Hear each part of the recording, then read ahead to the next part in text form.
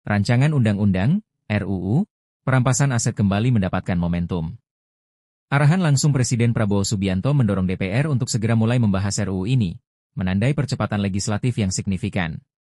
Menteri Koordinator Hukum, HAM, Imigrasi, dan Pemasyarakatan, Yusril Iza Mahendra, menyatakan bahwa pemerintah siap kapan saja duduk bersama DPR untuk membahas RUU, dan bahkan mendukung jika DPR mengambil inisiatif pembahasan sendiri melalui Prolegnas 2025-2026.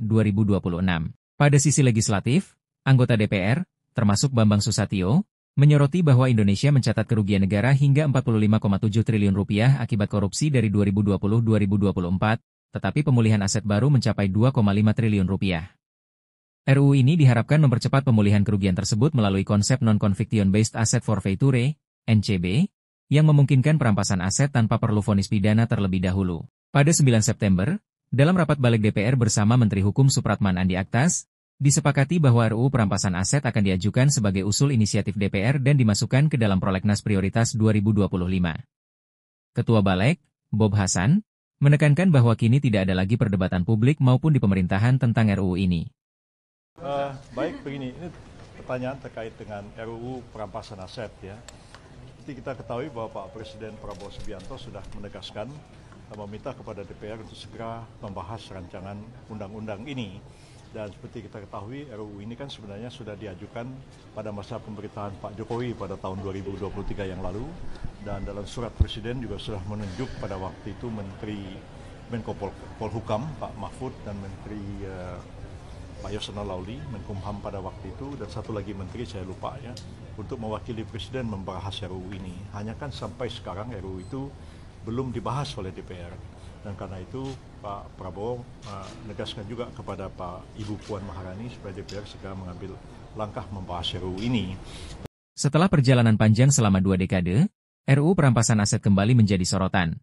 Langkah tegas eksekutif di bawah Presiden Prabowo dan kesiapan legislatif DPR membuka peluang nyata untuk percepatan pembahasan. RUU ini menawarkan solusi hukum progresif, melalui mekanisme NCB, untuk mempercepat pemulihan aset hasil kejahatan, tanpa menunggu putusan pidana, dan diwujudkan melalui struktur hukum jelas yang melibatkan banyak lembaga. Namun, keberhasilan regulasi ini tak hanya ditentukan oleh teks undang-undang. Integritas lembaga, kepastian prosedural, perlindungan hak, dan landasan hukum yang kuat, seperti KUHP baru, menjadi kunci agar RUU tidak berubah menjadi instrumen represif atau dipertanyakan legitimasi moralnya. Kini, harapan terletak pada DPR. Apakah legislatif akan menjadikan RUU ini sebagai prioritas agenda Prolegnas 2025-2026 dan membawanya ke meja rakyat sebagai simbol tegaknya sistem hukum modern yang adil dan berbasis restitusi? Pasal-pasal krusial, apa saja yang diatur dalam RUU ini sehingga menjadikan para koruptor panas dingin? Pasal 1, aset mencakup segala benda berwujud atau tak berwujud bernilai ekonomis. Perampasan adalah tindakan negara atas aset berdasarkan putusan pengadilan, tanpa menjatuhkan pidana pada pelakunya. Jenis aset yang dirampas disebutkan pada Pasal 5. Hasil tindak pidana, aset digunakan dalam tindak pidana, aset pengganti, hingga aset temuan dan ketidakseimbangan kekayaan, unexplained net wealth. Rinciannya, aset minimal 100 juta rupiah atau terkait tindak pidana yang ancaman hukumannya 4 tahun. Karakter non-conviction based, NCB. Pasal 2, perampasan aset tidak bergantung pada penjatuhan pidana. Pasal 3, perampasan tidak menggugurkan kewenangan penuntutan, dan hanya bisa dilakukan sekali. Keterlibatan banyak kementerian dan lembaga. Penyusunan melibatkan Kemenko Polhukam, Kemenkumham, Kemenkeu, Kemenpan-RB, PPATK, Kejaksaan Agung, dan Polri. RUU terdiri dari 7 bab dan 68 pasal. Yusril mengatakan, pemerintah sama sekali tidak akan menghambat proses. Bahkan, ia memastikan eksekutif siap kapan saja untuk duduk bersama legislatif membahas RUU tersebut. Pak Prabowo menegaskan juga kepada Ibu Puan Maharani supaya DPR segera mengambil langkah membahas RUU ini. Pemerintah siap untuk membahas RUU ini kapan saja DPR menyerahkan RUU itu kepada Presiden. Jadi dari sisi pemerintah nggak usah ada keraguan, kami siap membahas RUU itu, ucap Yusril saat ditanya awak media di Jakarta, Senin 8 September 2025. Lebih jauh, Yusril menjelaskan bahwa pemerintah menyerahkan sepenuhnya kepada DPR untuk menentukan langkah teknis pembahasan.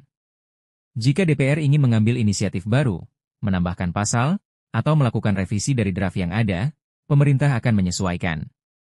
Tetapi saya mendengar juga ada perkembangan baru bahwa DPR akan mengambil alih inisiatif ini, dan kami persilahkan DPR segera merevisi atau menambahi. Itu serahkan pada DPR, pungkas Yusril. Saudara-saudara sekalian, pemerintah yang saya pimpin bertekad untuk berusaha menghilangkan korupsi dari bumi Indonesia.